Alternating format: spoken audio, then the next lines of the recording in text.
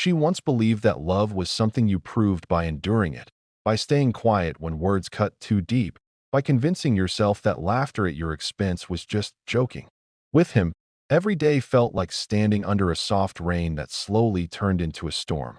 At first, he admired her for being gentle, for not arguing back, for letting him lead every conversation and decision. But admiration quickly twisted into control. He corrected the way she spoke, the way she dressed, the way she dreamed. When she mentioned goals, starting her own business, traveling, becoming someone stronger, he laughed in that casual, effortless way that made everyone else join in. You, he'd say, shaking his head amused. Be realistic. Those words became a refrain in her life.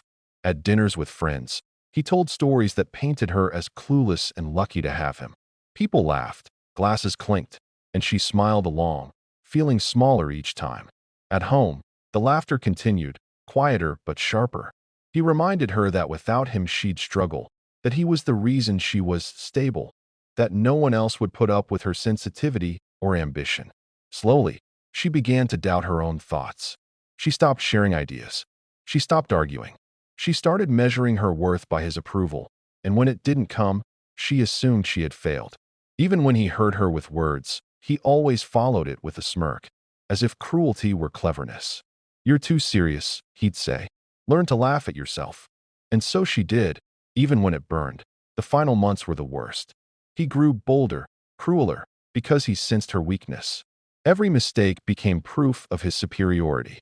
Every success was minimized. When she stayed late at work, exhausted but proud, he accused her of trying to escape reality. When she talked about saving money or investing in herself, he laughed and told her she didn't understand how the world worked. Friends repeated his jokes. Family members advised her to be grateful. She began to feel invisible, like a supporting character in her own life. Then one evening, after an argument that barely counted as one because she hardly spoke, he leaned against the doorway, arms crossed, eyes full of mockery. He told her she would never make it on her own. He said she needed him more than he needed her. He laughed as he said it, enjoying the certainty of his power. When he finally left, it wasn't dramatic. No shouting, no tears, just laughter echoing down the hallway as he walked out, confident she would break without him. The door closed, and silence rushed in, thick and suffocating. She stood there for a long time, staring at the space he had occupied, replaying his words until they felt like facts. That night, alone in the dark, she cried not just for the relationship, but for herself, for the years she had shrunk, for the dreams she had hidden, for the belief that she was nothing without someone who had only ever made her feel small. Morning came, but the weight remained.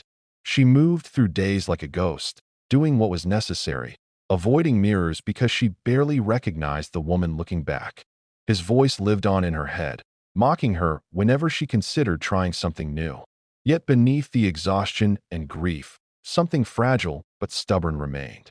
A quiet anger, a question she could no longer ignore. What if he was wrong? She didn't know the answer yet, but for the first time, she allowed herself to ask it. That question, barely louder than a whisper, marked the end of the girl who believed laughter was love and the beginning of a woman who would one day rise high enough that no echo of mockery could ever reach her again. The days after he left blurred together, each one heavy with the kind of silence that presses against your chest. Without his laughter filling the rooms, the house felt larger and emptier at the same time. At first, she moved carefully, as if he might still be watching, judging every choice. She caught herself reaching for her phone to ask his opinion, then stopped, embarrassed by the habit. His words echoed everywhere. When she chose what to wear, when she spoke at work, when she dared to imagine something better. For weeks, she simply survived. She woke up, went to work, came home, and collapsed into sleep. But survival, she slowly realized, was not the same as living, and one evening, exhausted and angry, she opened an old notebook she had hidden away for years. Inside were ideas he had once laughed at, dreams he had dismissed as childish. As she turned the pages, something stirred. These thoughts were hers. They always had been. And for the first time in a long while, no one was laughing. She started small, almost secretly, as if success itself might provoke ridicule. She enrolled in an online course, telling no one. The first lessons were confusing, the workload overwhelming. More than once, she almost quit, convinced she was proving him right. But each time doubt rose. She remembered the way he had laughed, the confidence with which he had reduced her to nothing. That memory became fuel. She studied late into the night, fueled by cheap coffee and stubborn determination. She failed exams, missed deadlines, made mistakes that left her staring at the screen in tears. Yet every failure felt different now. It wasn't evidence of her worthlessness. It was proof she was trying. Slowly, painfully, she began to improve. Her mind sharpened. Her confidence, fragile but growing, began to take shape. She noticed it first in the way she spoke up during meetings, then in the way colleagues started listening. Compliments came, tentative at first, then sincere. Each one felt unreal, like praise meant for someone else than as months passed. Opportunities appeared where she least expected them. A project no one else wanted turned into a success under her careful attention. A recommendation led to another, then another. She started earning more, saving more, dreaming again. When mutual friends mentioned her progress to him, he laughed it off, said she was playing pretend, chasing fantasies. When they crossed paths by chance, he smirked and asked if she was still trying to prove something. She smiled politely and said nothing. There was a time his words would have shattered her. Now they slid past, leaving only a faint sting. She didn't need his validation anymore, but she didn't yet realize how far she had come. Late at night, alone in her apartment, she sometimes wondered if it was all temporary, if one mistake would send everything crashing down. Old fears die slowly. Still, she kept going. The real change happened quietly, without applause. One afternoon, she caught her reflection in a window and noticed something unfamiliar in her eyes. Calm. Not excitement, not fear, but calm certainty. She had built this path herself, step by step, without anyone's permission. The realization brought tears to her eyes, not of sadness, but of release. She was no longer motivated by revenge or anger. She was motivated by possibility. When a major offer arrived, one that required her to travel and step into a world she had once only imagined, she hesitated for exactly 1 minute. Then she accepted. Papers were signed. Arrangements were made. Her name was spoken with respect by people who didn't know her past, who judged her only by her abilities. Meanwhile, he stayed exactly where he was, telling the same jokes, clinging to the same sense of superiority. He never noticed the distance growing between them until it was too vast to cross it on the day everything aligned. She returned briefly to the place where she had once felt so small. The neighborhood looked unchanged, frozen in time, while she felt as if she had lived several lifetimes since she last stood there with hope in her chest. As she waited, heart steady, she thought about the woman she had been, the one who believed laughter meant love, who measured herself by someone else's approval. She wished she could reach back and tell her to be patient, to be brave, to trust what she couldn't yet see. A low rumble filled the air, distant at first, then closer. She looked up, unaware that the sound marked the final moment of her old life and the beginning of something far greater than she had ever allowed herself to imagine. The sound grew louder, rolling across the sky like a promise she hadn't dared to expect. People on the street paused, shading their eyes, pointing upward as a sleek private jet cut through the clouds, impossibly close, impossibly real. She stood still, heart steady, as if some deeper part of her had always known this moment would come. The aircraft circled once, slow and deliberate, sunlight flashing along its polished body. Then the letters became visible. Her name, clean, bold, undeniable. A murmur spread through the small crowd, confusion, disbelief, awe.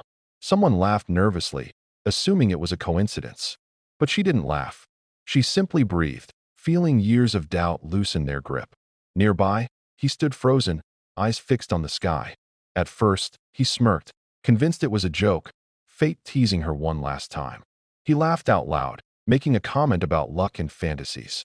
But the laughter died quickly, strangled by the realization that the jet was descending, that the letters were not imagined, that this was not about anyone else. It was about her. For the first time, he saw the world responding to her presence, and fear flickered across his face that a car pulled up smoothly beside her, dark and quiet, the kind that doesn't announce itself because it doesn't need to.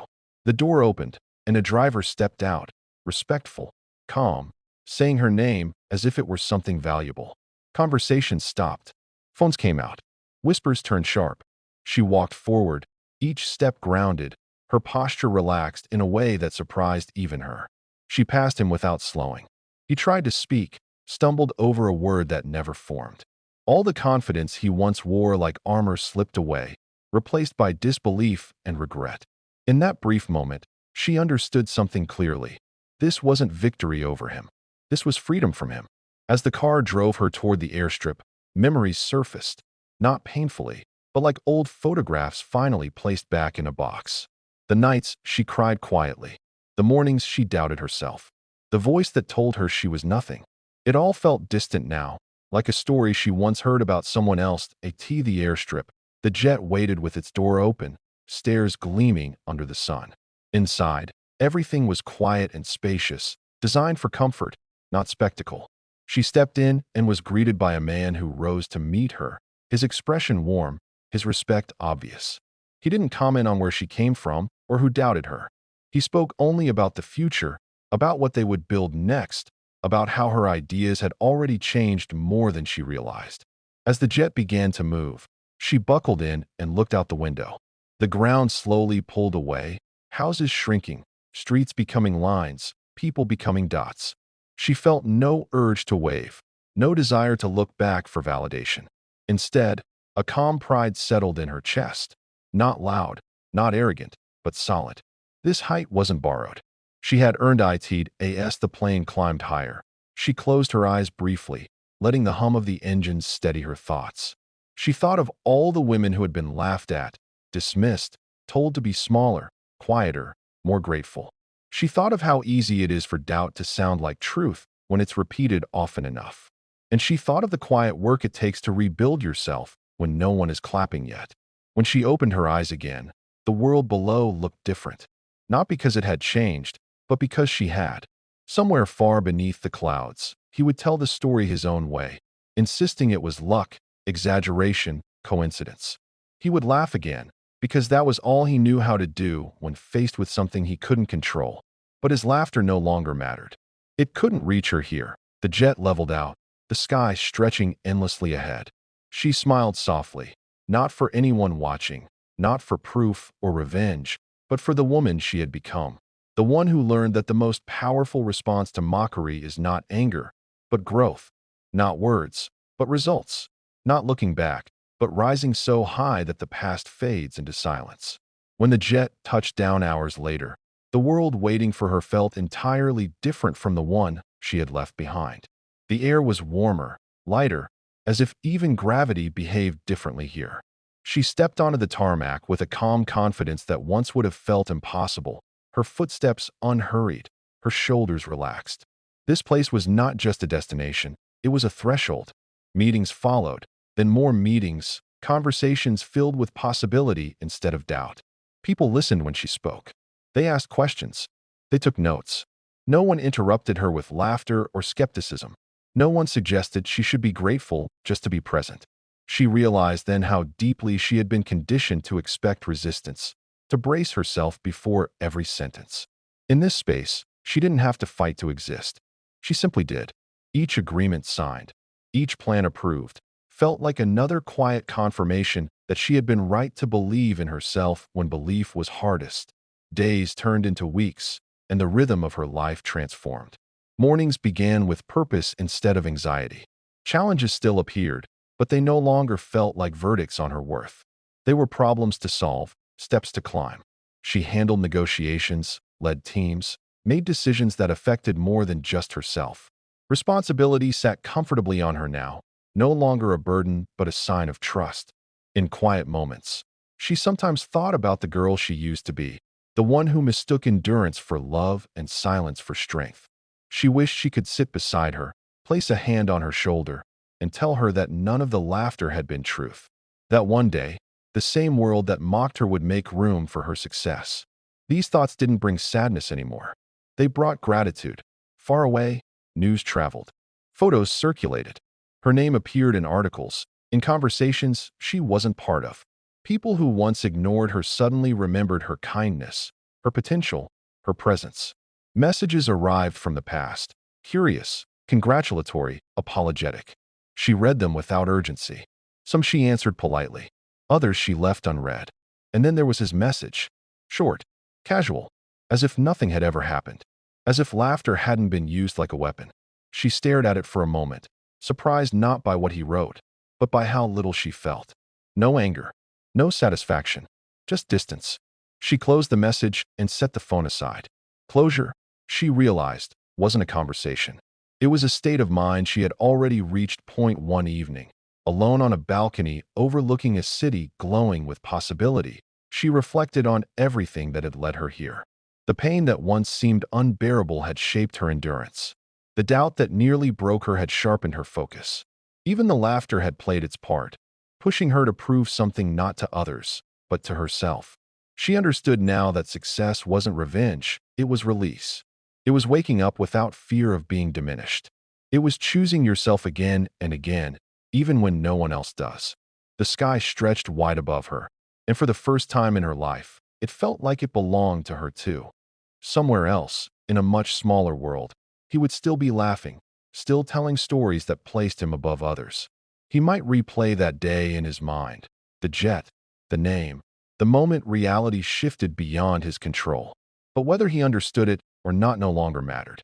She didn't rise to teach him a lesson. She rose because staying small was no longer an option. Her life now moved forward with intention, guided not by the need to be seen, but by the certainty of her own value. As night settled in, city lights shimmering like constellations below, she smiled. Not loudly, not triumphantly, but peacefully. The kind of smile that comes from knowing you survived what was meant to break you and built something stronger in its place. Tomorrow would bring new challenges, new decisions, new heights. And she would meet them all as the woman she had become, unafraid, unapologetic, and finally free.